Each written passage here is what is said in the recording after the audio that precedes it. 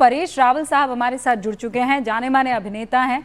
और आपको ये बता दें कि परेश साहब तो उनके बगल ही में रहते हैं, पड़ोसी हैं। परेश साहब, आपका बहुत बहुत स्वागत है। लेकिन आज का दिन, जैसा मैं सबसे कह रही हूँ कि ये वो दिन नहीं है जो कोई भी चाहेगा।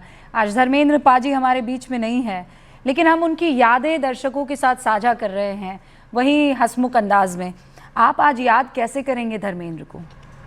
मैं तो उनको बहुत ही बेहतरीन इंसान के रूप में याद करना चाहूंगा जी। ये तो फर्स्ट ऑफ ऑल तो हैंडसम तो थे। हैंडसम कलाकार हिंदुस्तान में तो अभी तक पैदा नहीं हुआ है। बिल्कुल सही। हैंडसम तो थे और बिल्कुल जहांबाज थे।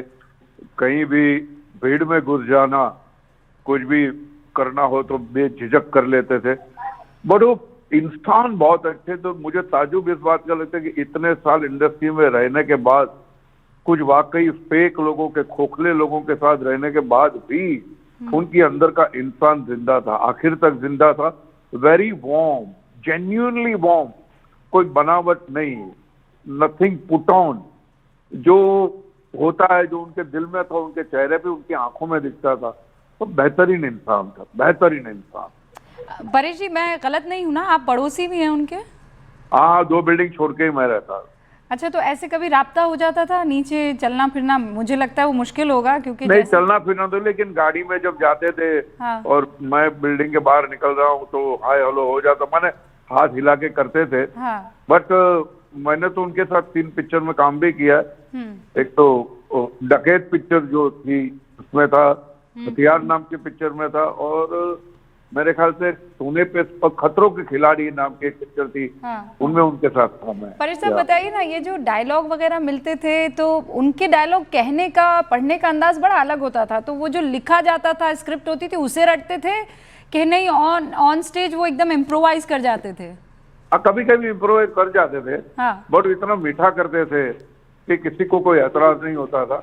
वरना जो कभी कभी जेपी दत्ता साहब जैसे डायरेक्टर है, या ऋषिदा जैसे डायरेक्टर है, हाँ। या रमेश सिप्पी जैसे डायरेक्टर हैं, तो वो तो बिल्कुल ऐसा, उनको कोई वो नहीं था कि भैया मैं ये ना करूँ।